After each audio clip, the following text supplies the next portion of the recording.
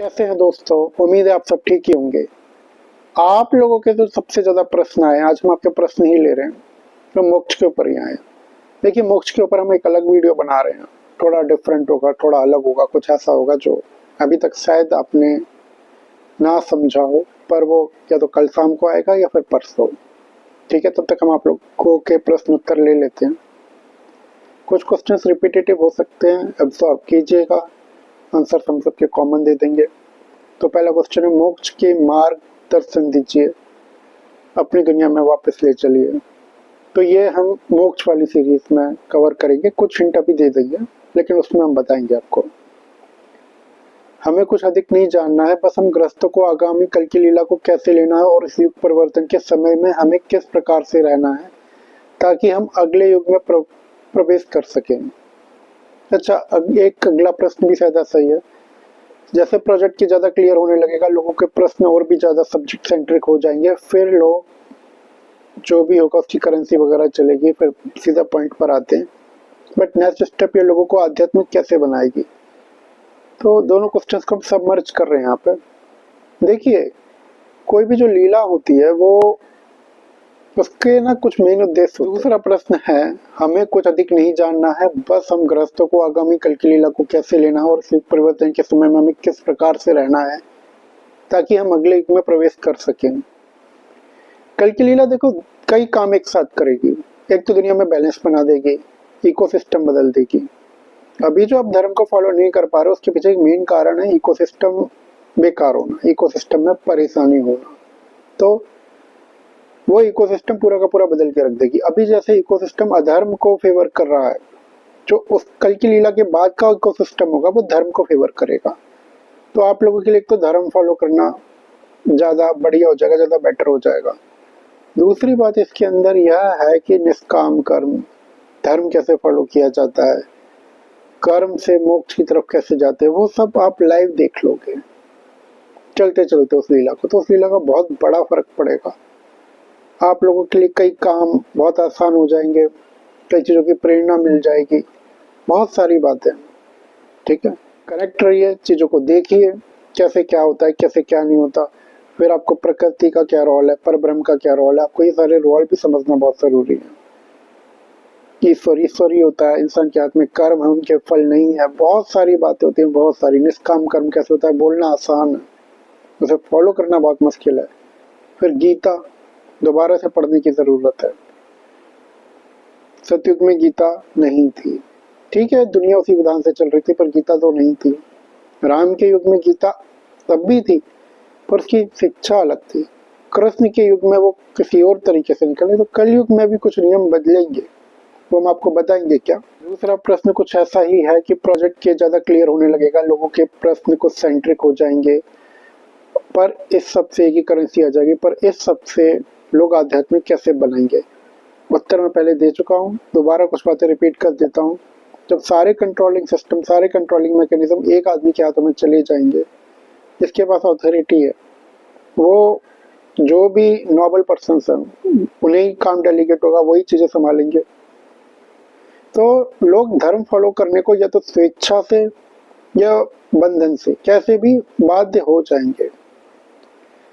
लोग बदलेंगे, लोगों के मोटिवेशंस बदलेंगे। अभी लोगों के पास जो कहानियां हैं सक्सेस की, लोग जैसे सक्सेस समझ रहे हैं वो अधर्म की कहानी है। चाहे किसी भी रास्ते से मिले, पैसा आना चाहिए, फेम आना चाहिए, लोगों की सोच बदलेगी, सांसारिकता को लेकर पूरी तरह बदल जाएगी।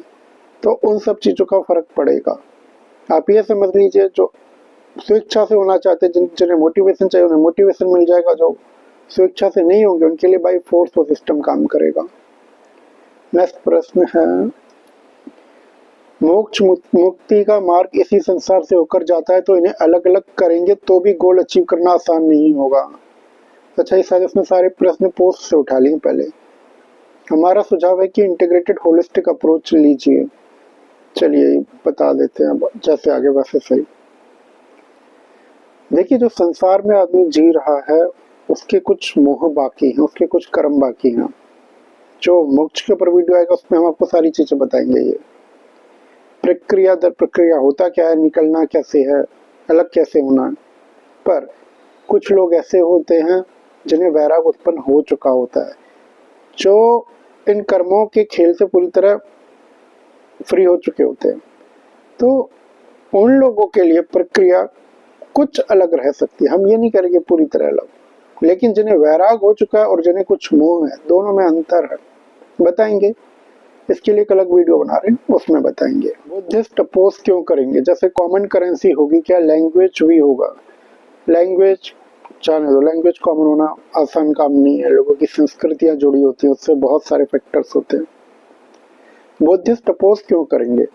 बुद्धिस्ट अपोज करेंगे, ये कॉन्सेप्ट आया कल्कि पुराण से। कल्कि पुराण में बहुत सारी बातें सही नहीं लिखी है, पर बहुत सारी बातें सही भी लिखी है। बुद्धिस्ट भी अपोज नहीं करेंगे, एक्चुअली में क्रिश्चियनिटी भी कुछ अपोज करेगी, मुस्लिम्स भी अपोज करेंगे, हिंदुइज्म में भी कुछ अपोज होगा, वो तो होना है, वो तो होके रहेगा, कहीं कम कहीं ज्यादा। पर बुद्धिस्ट क्यों अपोज करेंगे, उसके पीछे एक फैक्टर और है। कल्कि की राइजिंग अवतारों की कहानी को आगे लेके जाती है। बुद्धिस्ट जो कॉन्सेप्ट है, जो इंडिया में जो लोग बुद्धिज्म को मानते हैं, वो जनरली बहुत ज्यादातर वो हिंदू ही हैं, पर वो वह लोग हैं जो रामो कृष्ण को नहीं मानना चाहते, उनके कॉन्सेप्ट को नकारना चाहते हैं। कल्कि के आने से वो सारी कहानी दोबारा से स्टेब्लिश होगी, दोबारा से चलेगी।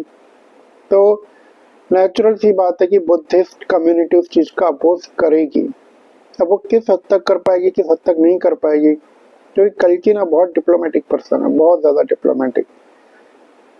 अब वो क्या कितना किसी से लड़ेंगे, कितना कहानी को कहीं और किसी और लेवल पर सुलझा देंगे, उनकी लीला वही जाना है, उन्हें जैसे खेलना होगा। पर हाँ, बुद्धिस्ट उनकी तरफ से बहुत अपोजिशन आएगा, वो थोड़ा रॉन्ग वे में आएगा, पर ये हम और आप बात कर रहे हैं, कल की उस टॉपिक को सुलझा लेंगे अपने लेवल पर। जो होना है वो होना है। VFX का यूज ना करे तो बेहतर है, उसमें नेचुरल फीलिंग नहीं आती। और आपके वीडियो में कल की बिजनेस वाले टॉपिक ही अच्छे लगते हैं, बाकी मुक्ति की बात 5 मिनट तक ठीक है, बाकी आपकी मर्जी। दोस्त, आपके जितने भी कमेंट्स आते हैं ना, सारे बच्चों वाले आते हैं, ठीक है। यहाँ पे हर तरह का पर्सन है, हर तरह के लोग हैं, लोगों के बहुत गंभीर गंभीर टॉपिक है, ठीक है। तो उनका कईयों को मुक्ति की बात अच्छी लगती है, ठीक है, वो उन पे छोड़ दीजिए। आपको क्या अच्छा लगता है आप उसकी बात कीजिए। दूसरी बात, VFX का यूज ना करें। देखिए, मैं आपको कुछ सिखाता हूँ तो इसका अर्थ यह नहीं कि मैं बदले में कुछ लेता नहीं हूँ। प्रोजेक्ट्स को आना है तो किसी की ट्रेनिंग चलती है, एनिमेशंस कैसे हो रहे हैं, क्या हो रहे हैं, क्या नहीं हो रहा, जो भी से एडिट करता है, जो भी कमेंट पास करता रहेगा वही एडिट करता है, उसकी ट्रेनिंग भी चल रही है इन चीज़ों की, ठीक है। तो उसमें कोई बुराई नहीं है। विजुअलाइजेशन टेक्निक से चीज़ें बहुत बेहतरीन तरीके से समझ आती हैं, तो वो उसकी ट्रेनिंग का हिस्सा है, चलने दीजिए, ठीक है। और क्या क्वेश्चन है? आप मैसेज पे फोकस कीजिए, आप संदेश पे फोकस कीजिए। क्या क्रिप्टो करेंसी भगवान कल्कि का बनाया हुआ सिस्टम है? नहीं। और कुछ ऐसे सिस्टम का अभी है जो चलन में है, जो आम पब्लिक यूज कर रही है, और कुछ ऐसे सिस्टम का भी है, और कुछ ऐसे सिस्टम का अभी है जो चलन में है, जो आम पब्लिक यूज कर रही है। ये क्वेश्चन क्लियर नहीं है। और I have always wondered how insects, animals and other creatures that have never been born as humans and do not have any sense of do or save, yet different destinies. I have seen insects, birds, animals suffering and wondering why. Is it possible to understand this, or is it outside our domain? Everything is in your domain. Understand it. See, एक आदमी है, सोहन, रोहन, मोहन, किसी को भी लीजिए, सोहन है। Sohan 80 years का है, ठीक है। सोहन जी रहा है, सोहन का कोई पर्पस नहीं है, फिर भी सोहन जी रहा है। तो सोहन की इकोसिस्टम में कहीं ना कहीं कोई ना कोई या तो कर्म रह रहा है, कोई ना कोई वैल्यू रह रही है, कुछ ना कुछ है कि सोहन को जीना पड़ रहा है, ठीक है। तो आप ये कह सकते हो कि सोहन तो चलो ह्यूमन है, अपने कर्म को भोग रहा है, या ईश्वर उसके प्रारब्ध को काट रहे हैं, कुछ भी अच्छा बुरा, ठीक है। अब बात ये इंसेक्ट्स वगैरह पे जो आ रही है, प्लांट जीते हैं। प्लांट क्यों जीते हैं? प्लांट इसलिए जीते हैं क्योंकि आप बोलो प्लांट वैसे कुछ फील नहीं कर रहे, ठीक है, वो साइंस की एक थ्योरी, उसके हिसाब से उनमें भी सेंसेस होते हैं, वो भी फील करते हैं, बट आप बोलो प्लांट कुछ जी नहीं रहे, कुछ ऐसा नहीं कर रहे, कुछ वैसा नहीं कर रहे, तो प्लांट की वैल्यू क्या है, प्लांट है क्यों यहाँ पे? प्लांट इसलिए है क्योंकि वो इकोसिस्टम का हिस्सा है, ठीक है। मून क्यों है? मून जी तो नहीं रहा, नॉन लिविंग थिंग है, मून इकोसिस्टम का हिस्सा है। ऐसे ही इंसेक्ट्स, एनिमल्स, ये सब इकोसिस्टम का हिस्सा हैं। यह जो मैंने किसी वीडियो में बताया, यह जो जीवन होता है ये भुक्त भोगी जीवन कहा जाता है। भुक्त भोगी का मतलब होता है आपके साथ कोई कुछ भी करे आप उसे सहने को बाध्य हो। यहाँ पावर गेम चलता है, शेर हिरण को मार के खाएगा, जब शेर कमजोर हो जाएगा सियार उसे खाएंगे, प्योर पावर गेम चलता है। बट हाँ, ये इकोसिस्टम का हिस्सा होते हैं। दूसरी बात, मनुष्य जीवन जो मिलता है वो थोड़ा किस्मत से ही मिलता है। किसी को मनुष्य जीवन मिला, उसने उसे यूटिलाइज किया, ठीक है, नहीं तो वो इकोसिस्टम का हिस्सा है, फिर उसे भी इकोसिस्टम का हिस्सा बन के ही रहना पड़ेगा। तो इनकी वैल्यू अपनी होती है, इन्हें इकोसिस्टम का हिस्सा मान के चलिए, इनके बिना इकोसिस्टम नहीं चलता है जिसमें हम और आप लोग रहते हैं। दूसरी बात, इतनी कार्बन डाइऑक्साइड हम प्रोड्यूस नहीं कर सकते कि इतनी ऑक्सीजन हमें मिल जाए, ह्यूमन सोसाइटी नहीं कर सकती, ह्यूमन सोसाइटी निर्भर है। तो ये सब आप इकोसिस्टम का बैलेंस मानिए, ठीक है, कुछ भी अलग नहीं है इसके अंदर। What is next question? 1 साल से ऊपर कल के आने की वीडियो। अच्छा, ये तो ये है कि by the way I am from Assam, so if my Hindi is not perfect and please forgive me. दोस्त, ऐसी बातें मत किया करो, इसमें फॉरगिवनेस जैसी कोई बात नहीं है। हिंदी नहीं आती कोई बात नहीं, बंगाली आती हो, मद्रासी आती हो, ठीक है, हमें नहीं आती हिंदी इंग्लिश के अलावा कोई और लैंग्वेज, बट उससे कोई फर्क नहीं पड़ता। जुड़े हो तो कनेक्ट रहो। उम्मीद है आपके आसाव पर खरे उतर पाए, ठीक है। वैसे जिस चीज के लिए भी आए हो मंजिल मिल जाएगी अगर चैनल से कनेक्ट रहे तो। कल की प्रभु का मिनी इवेंट क्या नजदीक है? मतलब 22 सितंबर से ही क्या सेकंड फेज स्टार्ट हो सकता है? तो प्रोजेक्ट के आने के बाद क्या प्रेजेंट में जो भी पॉलिटिकल, इकोनॉमिकल और सोशल स्ट्रक्चर है वो सब बदल जाएगा? कृपया बताइए। 22 सितंबर से ही क्या सेकंड फेज स्टार्ट हो सकता है? प्रोजेक्ट के आने के बाद क्या प्रेजेंट में जो भी पॉलिटिकल, इकोनॉमिक, सोशल स्ट्रक्चर वो सब बदल जाएगा? इसका एक और ऐसा क्वेश्चन बाद में आ रखा है शायद। देखो, 22 सितंबर से एग्जैक्टली तो ऐसा नहीं होगा, क्योंकि जो प्रोजेक्ट के है ना उसकी एंट्री बहुत स्लो है, बहुत ज़्यादा स्लो है। वो आप हमारे चैनल की तरह मान लो, हमारा चैनल कैसे है, बहुत धीमे धीमे आया, बहुत धीमे धीमे, ठीक है। आप लोगों के बीच में बहुत धीमे धीमे करके इसने अपनी पहुंच बनाई। प्रोजेक्ट के कुछ ऐसा ही है, इसकी एंट्री बहुत धीरे धीरे। किसी को भी ये एक्सपेक्टेशन नहीं होगी, अगर आप उसके ऑपरेटर को पहचान गए, वो ऑपरेट कौन कर रहा है, आपको उससे कनेक्शन हो गया तो ठीक है, चलो एक अलग बात है। पर प्रोजेक्ट के आपको कुछ भी अजीब सा नहीं लगेगा, क्योंकि उसमें शुरू में कोई शक्तियां अप्लाई नहीं होती है, बहुत नॉर्मल थिंग है वो, बहुत ज़्यादा नॉर्मल। जैसे कोई भी कॉमन पर्सन ज्वाइन कर सके, उसके साथ कनेक्शन फील कर सके, तो ऐसा नहीं होगा कुछ भी शुरू में। हाँ, पर यह तय है कि 22 सितंबर के आसपास उसके इनिशियल फेजेस शुरू हो जाने चाहिए। फिर उसमें पता है क्या बात है कि फिर वो स्पीड पकड़ेगा, फिर उसका मैग्नीट्यूड बढ़ेगा, फिर बहुत स्पीड पकड़ेगा, ठीक है। उसके बाद की स्पीड हम आपको ऐसी नहीं बता सकते, मतलब एकदम से उसमें सडन टर्निंग फेसेस है, बहुत ज़्यादा हाइपर लेवल के टर्निंग फेसेस है, पर एंट्री स्लो होगी। आप ऐसे समझिए कि एक एग्जांपल देता हूँ मैं आपको। एक कार रोड पे चल रही है, तो सीधी आई, घर से निकली, स्पीड पकड़ ली, रोड पे चल दी। ट्रेन है, वो पहले स्टेशन पे आएगी, स्टेशन पे आने के बाद फिर वो अपनी स्पीड पकड़ेगी धीमे धीमे, फिर वो चली जाएगी, पर फिर वो रुकेगी नहीं। अगर शताब्दी जैसी वगैरह तो आप सोच लीजिए। अब प्लेन क्या है, प्लेन सबसे धीमे धीमे स्पीड पे आता है, ट्रैक पे आता है, पर सबसे तेज जर्नी वही कवर करता है। प्रोजेक्ट को ऐसे ही लीजिए, वो जो अपना इनिशियल ग्राउंड है वो बहुत धीमे धीमे बनाएगा। एक बार बना लेने के बाद जो भी वो अपना टाइम लेगा, फिर वो स्पीड पकड़ेगा। वो स्पीड ही अनकंट्रोल्ड स्पीड है, उसी स्पीड को मेटेओरिटिक स्पीड कहा गया है नॉस्ट्रेडमस ने, ठीक है। तो वो थोड़ा सा अपना टाइम लेगा, बट वो फिर इतना फास्ट टर्न हो जाएगा कि फिर आप जो भी आपकी टाइमलाइन आप बना के बैठो कल की आएंगे लेंगे, उससे पहले ही पहले काम हो जाएंगे सारे के सारे, आपकी टाइमलाइन से बहुत ज़्यादा पहले। और प्रोजेक्ट के आने के बाद प्रेजेंट में जो भी पॉलिटिकल, इकोनॉमिक, सोशल स्ट्रक्चर है वो सब बदल जाएगा, ऑल ओवर द वर्ल्ड बदल जाएगा, ऑल ओवर द वर्ल्ड। केवल इंडिया की बात नहीं हो रही, सारी दुनिया में बदल जाएगा, हम और आप देख पाएंगे। ठीक है, अब और क्या से क्वेश्चन है,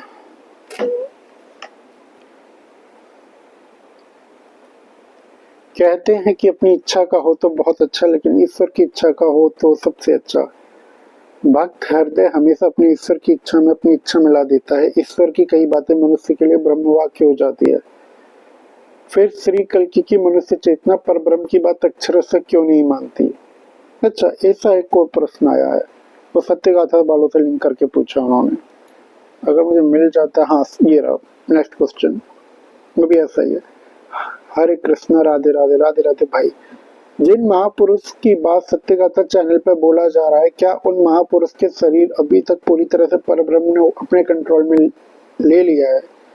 अगर ये बात ट्रू है तो परब्रह्म और उन महापुरुष के बीच कोई अंतर नहीं रह जाएगा। आपकी आवाज से कृपया थोड़ी जानकारी दें। दोनों क्वेश्चन सेम है, दोनों क्वेश्चनों में थोड़ा थोड़ा सा डिफरेंस है, दोनों क्वेश्चंस ना लगभग एक जैसे हैं। ठीक है, पर ये रिश्ता जो है ये भक्त और भगवान का रिश्ता नहीं है, ये बहुत अजीब रिश्ता है।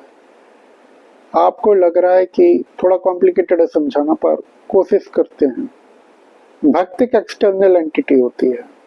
ठीक है, भक्त एक मनुष्य चेतना है पूरी तरह से, जो ईश्वर से कम्युनिकेट करना चाहती है, जो ईश्वर से प्रेम करती है, जो ईश्वर से अपना संबंध जोड़ती है।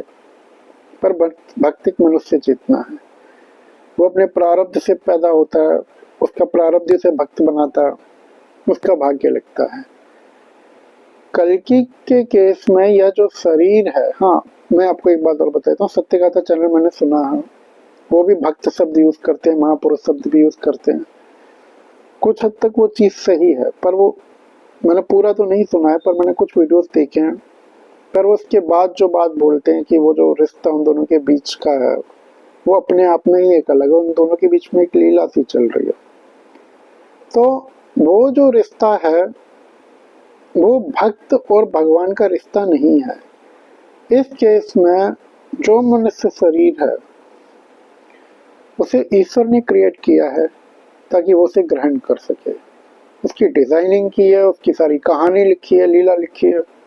तो उसमें पहले नारायण आते हैं, फिर उसमें पर ब्रह्म आते हैं, तो उसकी सारी की सारी परवरिश वैसी हुई है कि पर ब्रह्म उस बॉडी को टेक ओवर कर सके, वो बॉडी पर ब्रह्म के हिसाब से चल सके। तो वो एक्चुअली में आप ये कह लो वो बॉडी पर ब्रह्म ने खुद अपने लिए बनाई है। ठीक है, अब आप भक्त शब्द यूज कर सकते हो, पर वो ऐसा किस्सा है नहीं, मतलब ऐसी कहानी नहीं है। वो यह है, कॉमन सेंस लगाओ। अगर परब्रह्म ने अपने लिए कोई बॉडी क्रिएट की होगी, उसकी चेतना वगैरह उन्होंने सब लिखी होगी, ये इनसे कितना उलझ पाएगी, कितना नहीं उलझ पाएगी, सारी कहानी लिखी होगी। ठीक है, उसकी चेतना किस हिसाब से जाएगी। तो परब्रह्म अगर एक भक्त लिख देंगे तो फिर लीला वैसी नहीं रहेगी।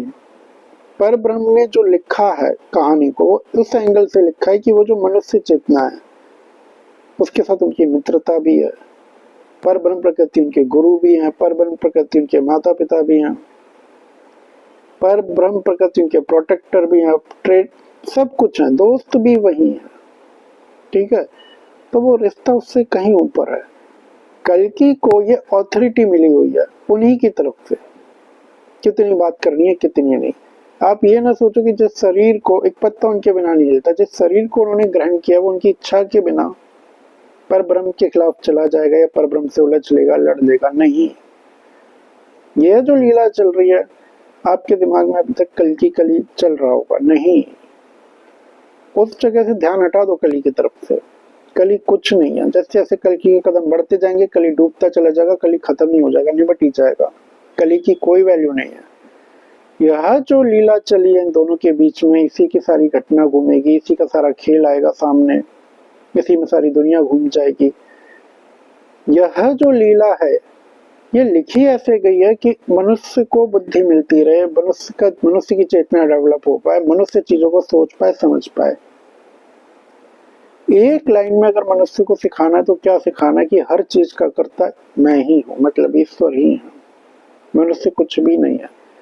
तो अब मनुष्य क्योंकि उस स्टेज में परब्रह्म से कोई बात नहीं कर सकता, तो उन्होंने अपने लिए खुद ही बॉडी क्रिएट कर ली। तो जितने भी प्रश्न हैं, जो भी प्रश्न पूछे जाते हैं, जो भी कल्कि की तरफ से क्वेश्चन जनरेट किए जाते हैं, जो कुछ भी होता है, जहां भी किंतु परंतु लगती है, वो सब उन्हीं की इच्छा से है, उन्हीं की लीला का एक पार्ट है। उस चीज को आप अलग से मत समझो कि कल्कि नहीं मान रहे। कल्कि नहीं मान रहे तो कब तक नहीं मान रहे, वो तक उन्हीं के हिसाब से चलेगा। और उन्होंने ये लिख दिया कि इतने साल तक कल्कि को नहीं पता चलना कि अवतार शब्द क्या होना, अवतार शब्द क्या, उन्होंने लिख दिया तो लिख दिया। तो उस चीज को पॉजिटिवली लो, नेगेटिवली मत लो। वो जो कुछ भी हो रहा है वो उन्हीं की इच्छा से हो रहा है। अभी आपकी समझने में शायद थोड़ी मुश्किल हो सकती है, लेकिन यही असली लीला है, यही असली खेल है, यही है जो अंजाम तक पहुंचेगा। अब इसमें एक क्वेश्चन है, क्या उन महापुरुष के शरीर को अब तक परब्रह्म, पूरी तरह से परब्रह्म ने अपने कंट्रोल पे ले लिया है? यह क्वेश्चन भी थोड़ा गलत है। देखो, वो जो शरीर इस धरती पर जी रहा है वो परब्रह्म प्रकृति की इच्छा से ही चल रहा है, उनकी प्रोटेक्शन में शुरू से ही। अब चाहे शरीर को पता हो चाहे ना पता हो, उनकी इच्छा के बिना वो कुछ कर ही नहीं रहा। बात यहाँ पर ये है, ये पूछी जा सकती है कि क्या कल की चेतना और परब्रह्म की चेतना अब एक गोल के लिए एक साथ हो गई है, एक तरफ हो गई है? वो नहीं हो सकती, वो पूरी तरह नहीं हो सकती। देखो, वो कई हिस्से आएंगे, कई पार्ट्स आएंगे, जब वो दोनों एक होंगे, कई घटनाक्रम आएंगे, लेकिन फिर भी आप अपने आप को उस जगह पर रख के देखो। आप एक मनुष्य हो, आपकी समस्या मनुष्यों की समस्याएं हैं, ठीक है? अब वो कुछ भी हो सकती हैं। अब बहुत छोटी छोटी बातें होती हैं। मैंने आज ब्लैक टी शर्ट पहनी है, मान लो मैं लाल टी शर्ट पहनना चाह रहा हूँ, अब इसी बात पे विवाद हो जाए, ठीक है? तो वो रस्तों को लेके, वो चीजों को लेके, वो परिणाम को लेके, वो कुरुक्षेत्र में भी वही होता है, ठीक है? तो वो कई जगह पे एक होते हैं, पर कई जगहों पे दोनों के बीच में बातें विचार विमर्श के आधार पे चलती हैं। अब उसी तरह से लो, अब विचार विमर्श कल्कि करेंगे किससे? कल्कि किसी से नहीं करते। कल्कि की कहानी उन्हीं दोनों से चलती है, प्रकृति परब्रह्म से, ठीक है? तो जो आप शायद पूछना चाह रहे हो वो यह पूछना चाह रहे हो कि परब्रह्म और कल्कि दोनों एक इस तरह से हो जाए कि दोनों के बीच में कोई विवाद ही ना रहे किसी भी तरह का। नहीं, ऐसा नहीं होता। वो दोनों एक भी होंगे, वो समय आ रहा है, पर वो डिफरेंट पॉइंट्स पे अलग भी होते रहेंगे, क्योंकि कल्कि के दिमाग में कई बार कई प्रश्न आएंगे। मान लो किसी जगह पर बहुत भीषण तबाही होनी है, तो मनुष्य चेतना क्या करेगी? उसे रोकने की कोशिश करेगी। और परब्रह्म प्रकृति का क्या है? उन्हें करना तो करना है। तो वो चीज थोड़ा सा समझिए, उसे वो अंतर रहेगा कुछ इसमें।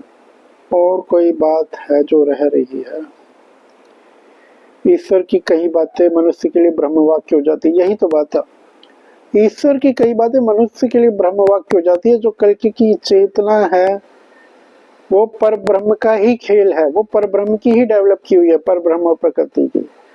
आप उसे अर्जुन की चेतना ना समझिए। मनुष्य की चेतना अर्जुन की चेतना थी, कल्कि की चेतना मनुष्य की चेतना नहीं है। कल्कि की मनुष्य चेतना हम जो कहते हैं वो भी मनुष्य चेतना नहीं है, वो सब भी उन्हीं के खेल हैं, विधाता के, जो उन्होंने एक शरीर में खेल डाले हैं। और इसमें कोई क्वेश्चन बन सकता था इस वाले प्रश्न में, अक्षरशः क्यों नहीं मान सकती? अक्षरशः नहीं मान सकती ना, मानेगी वो, ठीक है? कल्कि के अपने मसले हैं और वो सही है अपनी जगह पर, वो हम आपको बताएंगे किसी दिन डिटेल में। एक क्वेश्चन कुछ दिन पहले पूछा था कि कल्कि गुप्त लीला में 3 एंटिटीज हैं, प्रकृति, परब्रह्म और कल्कि मनुष्य चेतना, या 4 एंटिटीज, प्रकृति, परब्रह्म, नारायण और कल्कि मनुष्य चेतना। क्या इसका उत्तर यह है नारायण की परब्रह्म कि क्या इसका उत्तर यह है, नारायण ही परब्रह्म में मिल गए और परब्रह्म ने टेक ओवर कर लिया और अब 3 एंटिटीज हैं, प्रकृति, परब्रह्म और कल की मनुष्य चेतना। If this question makes sense.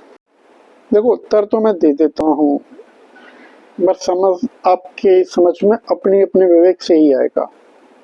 ये जो नॉमेनक्लेचर्स है ना, ये आप लोगों के दिए हुए हैं। परब्रह्म, नारायण, ये सब आपके दिए हुए हैं, ठीक है। हमारे देखने का तरीका चीजों को ऐसे नहीं था। हमारे देखने का तरीका चीजों को कुछ और था। हमारे देखने का तरीका चीजों को ऐसे था, जो हुआ था आपको वो बताते हैं और उसका निष्कर्ष क्या निकला हम वो बता रहे हैं। हमारे देखने का तरीका चीजों को यह था कि 2012 में कोई इंसिडेंस होता है, जो भी कल की आवाज पे बताते हैं हम, तो आपको पता ही है कि नारायण आते हैं, वो कल्कि के अंदर प्रवेश कर जाते हैं, ठीक है। या कल्कि को पता चल जाता है कि नारायण, उनका शरीर नारायण का ही है, तो उस समय पे सब कुछ नारायण के द्वारा ही होता है। वो जो भी उन्हें दिखाई देते हैं, नजर आते हैं, वो नारायण ही है। अच्छा, वह जो जीवन है उनका, वहां से उनकी गुप्त लीला शुरू हो जाती है, क्योंकि फिर वो इस सांसारिक दुनिया को संभालने लायक नहीं रहे, वो एडजस्ट नहीं कर पा रहे, सब कुछ उनके साथ एकदम से हो गया, उनकी गुप्त लीला शुरू हो गई। अब यह जो जीवन है ये प्रोटेक्टिव जीवन है, आपको पता होगा गुप्त लीला चली है उनकी, ये प्रोटेक्टिव जीवन है। प्रोटेक्टिव जीवन में क्या होता है? प्रोटेक्टिव जीवन में ये नहीं होता आपके पास शक्ति नहीं होती, आपके पास शक्ति होती है, पर वैसी शक्ति नहीं होती कि आप किसी पर आक्रमण कर दो, आप दुनिया जीत लो, नहीं, वो शक्ति नहीं है अभी, ठीक है।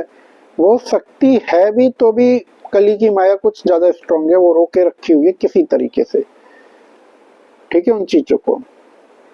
तो वो नारायण, उस बॉडी के अंदर डुअल पर्सनैलिटी चल रही है, कल की चेतना, प्रकृति, ये तीनों हैं। वो कहानी आगे बढ़ती जा रही है, आगे प्रोसीड कर रही है। अब इसके अंदर एक चेंज आता है, वो प्रोसीड करती रहती है, पर एक बहुत अजीब सा चेंज आता है इस पूरी स्टोरी में 10 साल बाद। 10 साल बाद क्या मतलब, ये तीन ही होते हैं स्टोरी के अंदर, इन तीनों की स्टोरी चल रही है, कट रहा है इनका जीवन, हर मुसीबत से पार कर जाते हैं, अपना सर्कल बना के बैठे हुए हैं, लेकिन अभी तक कल्कि ने चीजें रोक रखी हैं अपने ऊपर। पर 2023 में एक इंसिडेंस होता है, और वो जो इंसिडेंस होता है उसमें इन्हें क्रोध आ जाता है, और क्रोध आता है बहुत जबरदस्त। तो वो जो क्रोध आता है तो उसमें कुछ प्रतिज्ञाएं वो लेते हैं, तो वो जो प्रतिज्ञाएं हैं उन्होंने तो लेके छोड़ दी, भूल गए वो। उसके बाद वह जो प्रतिज्ञाएं हैं वो भविष्य मालिका की भविष्यवाणियों में लिखी हुई है। मतलब कल्कि के शरीर का वह प्रतिज्ञा लेना तक भाग्य में लिखा हुआ था, डेस्टिन्ड था वो, और वो कुछ समय के अंदर आप होती हुई देख लोगे 3 प्रतिज्ञा। अभी मत पूछो 3 प्रतिज्ञा क्या है, कई बार रिपीट किया, आज नहीं कर रहे।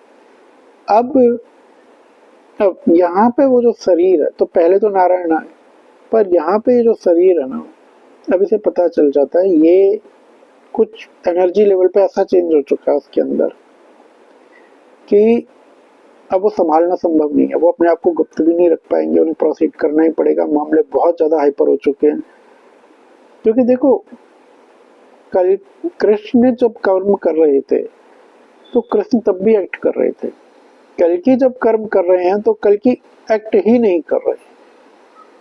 अब आपको ये बात समझाना बहुत मुश्किल है, सरल तरीके से समझाते हैं। कृष्ण महाभारत के युद्ध में कैसे शामिल है? कृष्ण महाभारत के युद्ध में ऐसे शामिल है कि वो क्या कहते हैं उन्हें,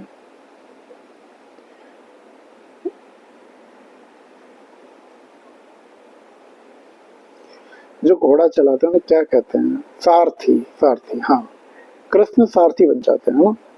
अब हिंदी में थोड़ा सा हाथ थम गया, ठीक है, कृष्ण सारथी बन जाते हैं। अब वहां पे क्या है कि एक्ट तो कर रहे हैं, गाइड तो कर रहे हैं, सारा युद्ध नहीं बंटवा रहे हैं।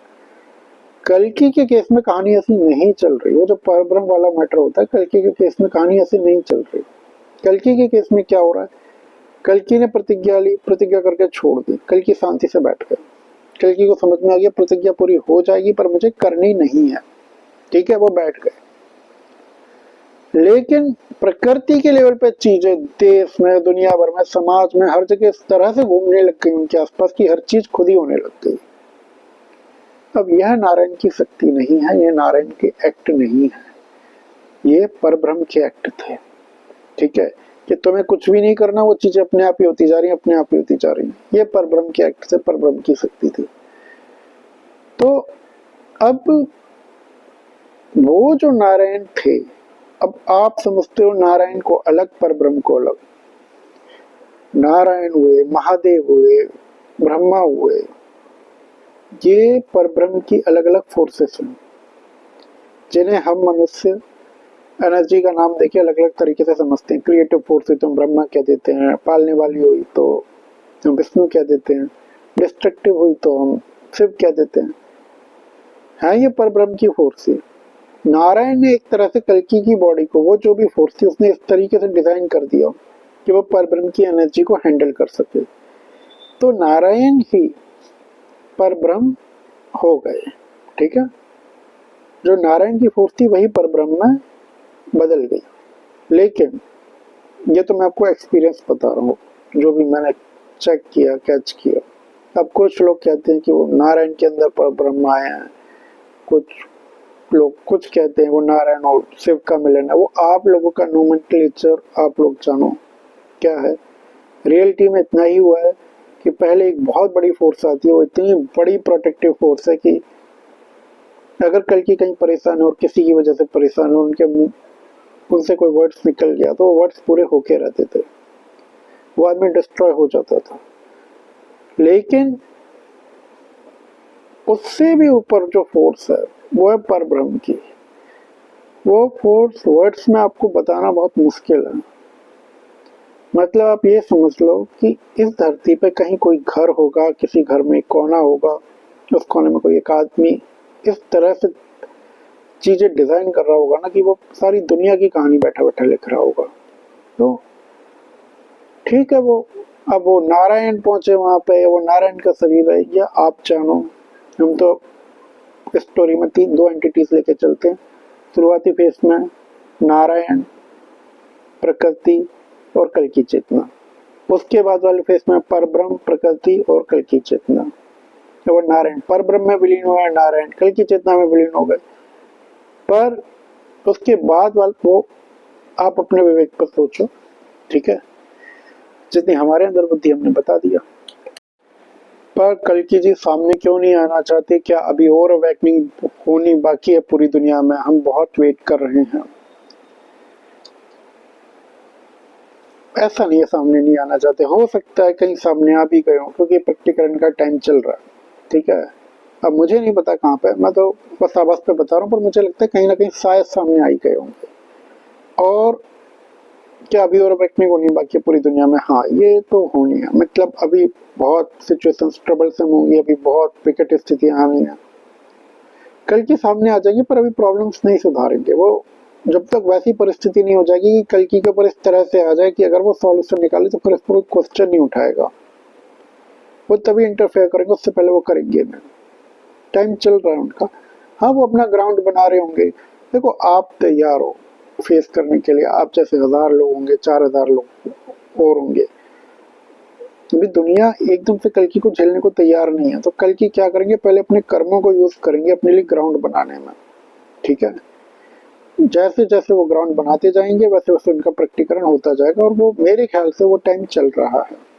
ठीक है, और अगला क्वेश्चन क्या है? कल्कि भी पितृपक्ष में मानते हैं क्या? कमाल है। नहीं, मैं पितृपक्ष में, सॉरी, मैं नहीं मानता, क्योंकि मैं कल्कि को मानता हूँ। कल्कि पितृपक्ष में नहीं मानते हैं। ठीक है, जहां तक मैं जानता हूँ। पर अगर मुझे प्रोजेक्ट के प्रेजेंट करना है या मुझे उसकी बातें आपको समझानी है, तो देखो, एक सम्मान का विषय होता है।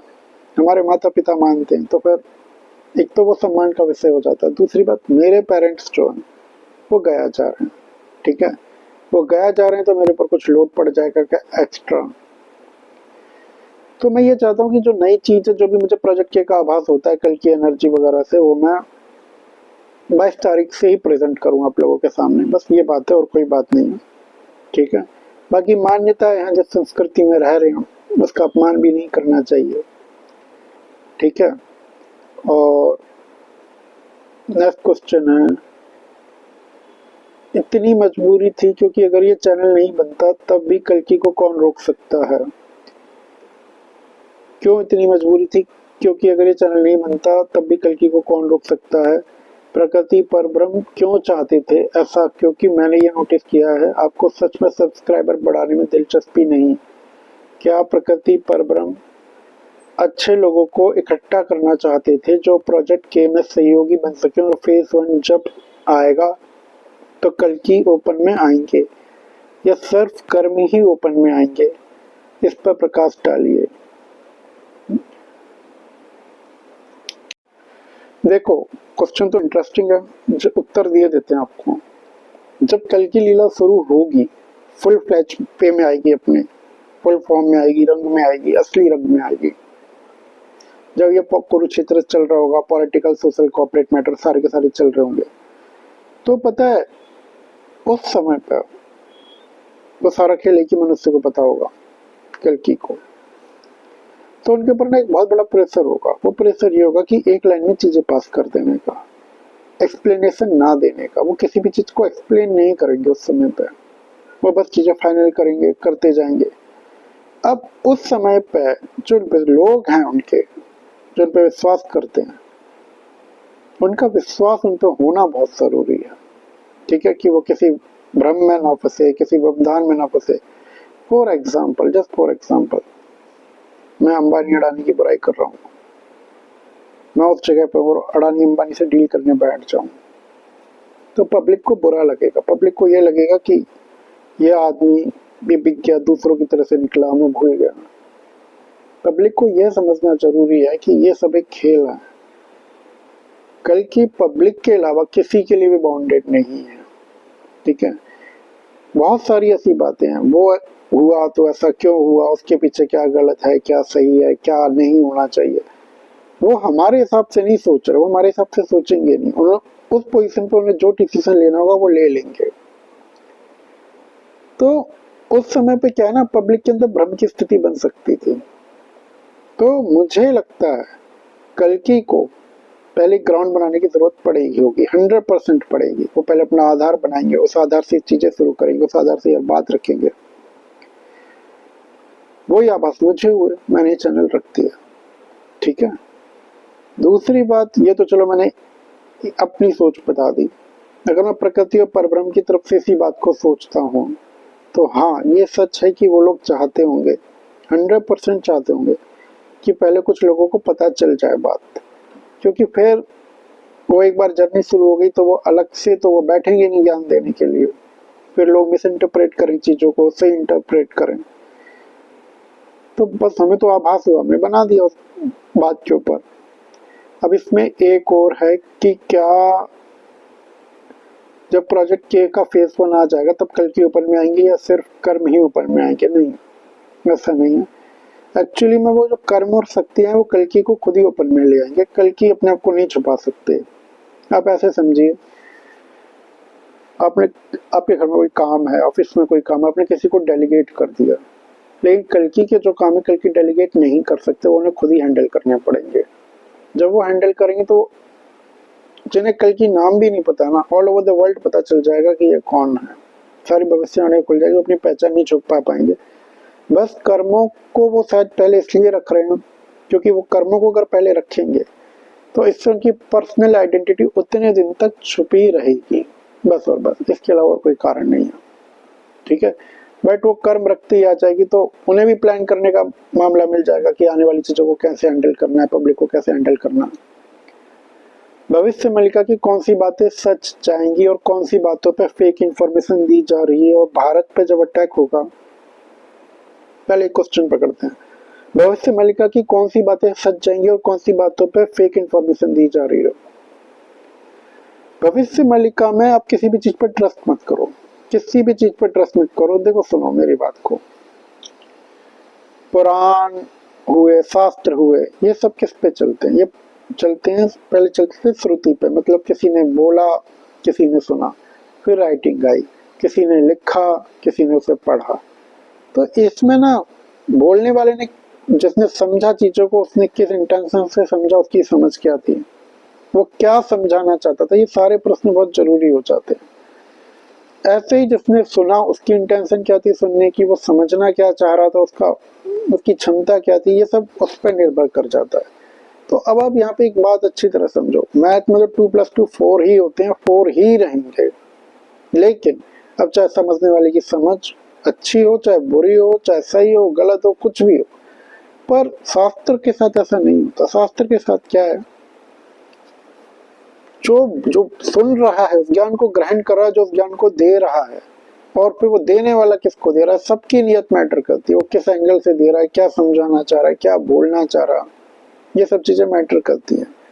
तो हर चीज में मिलावट होती है, होती रहती है। आप ये ना सोचो कि जो आपके पास है वो प्योर है। अब भविष्य मालिका का क्या है कि भविष्य मालिका को लोगों ने बिजनेस बना लिया है, ठीक है। तो ये जो बिजनेस बन गया है, ये बिजनेस हर कोई कर रहा है, कोई भी उस चीज को छोड़ नहीं रहा। भविष्य मालिका के नाम पे सब चल रहा है, सब किया जा रहा है। भविष्य मालिका किताबों का सेट है, एक किताब नहीं है, कई जगह पर इसके पीसेस हैं, बहुत सारी बातें इसके अंदर। मेरे अंदर एक जो क्षमता है वो यह है कि कोई गलत चीज मेरे पास तक आती है तो मुझे पता चल जाता है कि ये रॉन्ग है, ये गलत है, ये सही बात नहीं है, ठीक है। प्रकृति पर ब्रह्म के मामले से रहते रहते इतना तो पता चल ही गया है।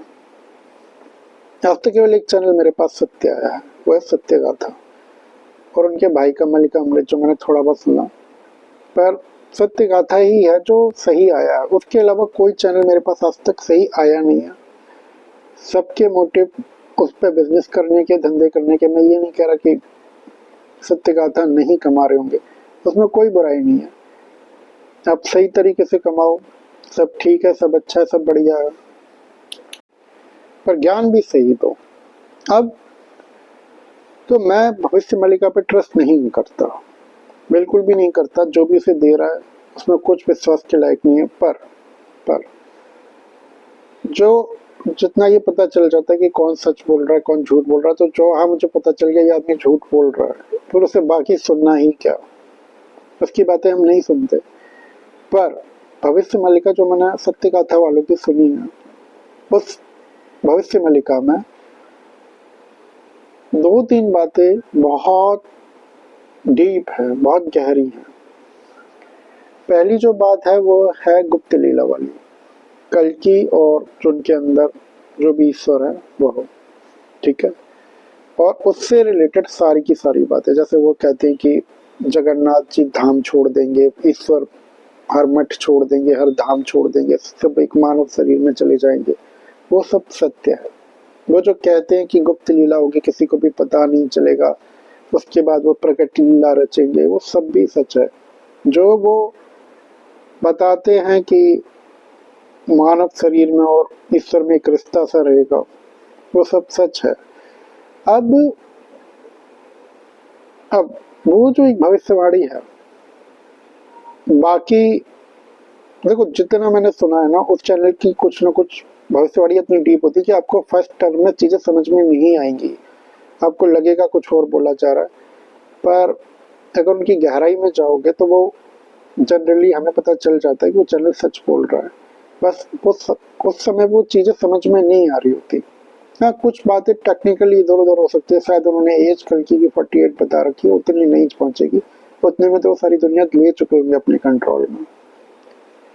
अब एक भविष्यवाणी जो है, जो मैं खुद डिकोड करता रहता हूँ, बोलता रहता हूँ कई बार, 27 जून तक मोदी जी का रूल है। एक्चुअली मैं वो भविष्य मालिका के ऊपर नहीं बोलता, वो तो मैंने सुनी है 13 साल, जो कुछ लोगों ने पॉपुलर कर दिया, पर वो भविष्यवाणी सच है। मेरे मस्तिष्क ने, प्रकृति ने, पर ब्रह्म ने उस भविष्यवाणी को रेजिस्ट नहीं किया है, रिजेक्ट नहीं किया है। तो वो भविष्यवाणी सत्य है अपनी जगह पर, ठीक है, वो होके ही रहेगी।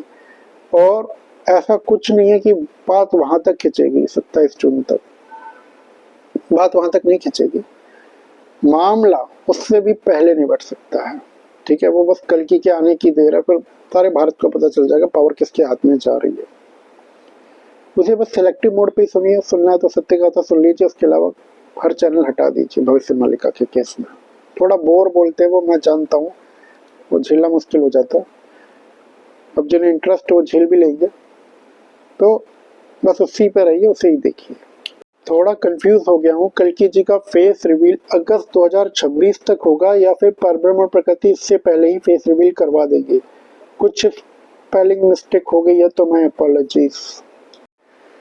नहीं, 2026 का टाइम फ्रेम मैंने इसलिए आप लोगों को नहीं बताया था। 2026 एक्चुअली मैं कैलकुलेशन कर रहा था उल्टी की, अगर 27 जून 2027 वाली प्रेडिक्शन को सही होना है तो 2026 तक कल्कि को ऑल ओवर द इंडिया आ जाना चाहिए।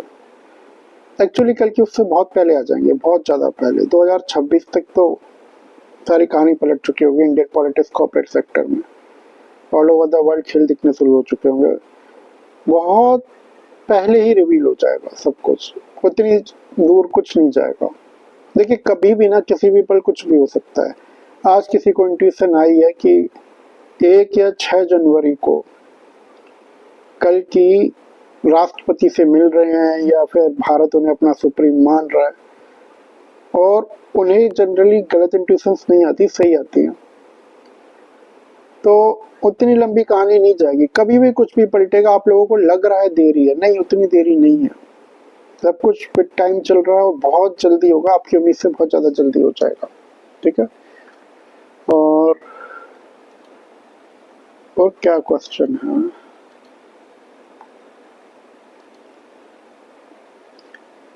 ये तो मैंने कवर कर लिया। Pradeep Mukherjee with reference to कल्कि avatar and their time coinciding with each other. Pradeep Mukherjee के बारे में बात करना समय की बर्बादी है। ठीक है, तो समय बर्बाद नहीं करते हैं, इतना काफी है, जाने। चलिए दोस्तों, क्या इतना ही उम्मीद करते हैं हम पब्लिक को डील कर रहे हैं, क्या इसमें हम डायरेक्टली इन्वॉल्व नहीं जानते, बहुत ज्यादा कंफ्यूजिंग, अपने विवेक का इस्तेमाल करते रहिएगा, पर कोई हमें ये भी बताने ना आए कर कि कौन है, इंडिया के अंदर बैंक है, अगर वो बैंक खुला, अगला वीडियो जो वो है, मैं जस्ट एक एग्जांपल दे रहा हूँ, बहुत सिंपल वे, मान लीजिए कोई बैंक खुला, समझ में आ जाए, कहीं चलिए मिलते हैं, अगले खुला, मुंबई में खुला। चलिए दोस्तों, आज के लिए इतना ही, उम्मीद करते हैं आप लोगों के बहुत प्रश्न ले लिए। अभी हम बैंक नहीं जानते, ग्लोबल अपने विवेक का इस्तेमाल करते रहिए, लोग इन्वॉल्व, पर कोई हमें ये भी बताने ना आए कर कि कौन है और कहां पर फैसिलिटीज मिल रही है, कुछ एक्स्ट्रा। अगला वीडियो जो वो है मोक्ष के ऊपर, प्रोजेक्ट के कुछ सिंपल वे में बना रहे थे, पूरी दुनिया के लिए ओपन होगा, इतना कंपलसरी सब बुक करते जाएंगे ओपन। चलिए दोस्तों, आज के लिए इतना ही, उम्मीद करते हैं आप लोगों के बहुत प्रश्न ले लिए। हम कल्कि को नहीं जानते, अपने विवेक का इस्तेमाल करते रहिए, इसलिए काम करेगी, कोई हमें ये भी बताने ना आए कर कि कौन है और कहां पर है, सिस्टम थोड़ा न्यू है। अगला वीडियो क्वालिफिकेशन मोक्ष के ऊपर, अभी किसी के पास बहुत सिंपल वे में बना रहे थे, ट्रेनिंग चलेगी तो आ जाए, इसके जो पर्सन है वो नई ही आएंगे, इसकी टीम। चलिए दोस्तों, आज के लिए इतना ही, उम्मीद करते हैं आप लोगों के बहुत प्रश्न ले लिए, जो पूरे वर्ल्ड में 200 करोड़ फैमिलीज अपने विवेक का इस्तेमाल करते रहिएगा, पर कोई हमें ये भी बताने ना आए कर कि कौन है और कहां पर है। चलिए दोस्तों, आज के लिए इतना ही, उम्मीद करते हैं आप लोगों के बहुत प्रश्न ले लिए। हम कल्कि को नहीं जानते, अपने विवेक का इस्तेमाल करते रहिएगा, पर कोई हमें ये भी बताने ना आए कर कि कौन है और कहां पर है। अगला वीडियो जो वो है मोक्ष के ऊपर, बहुत सिंपल वे में बना रहे हैं ताकि आप सबकी समझ में आ जाए। चलिए मिलते हैं अगले वीडियो में।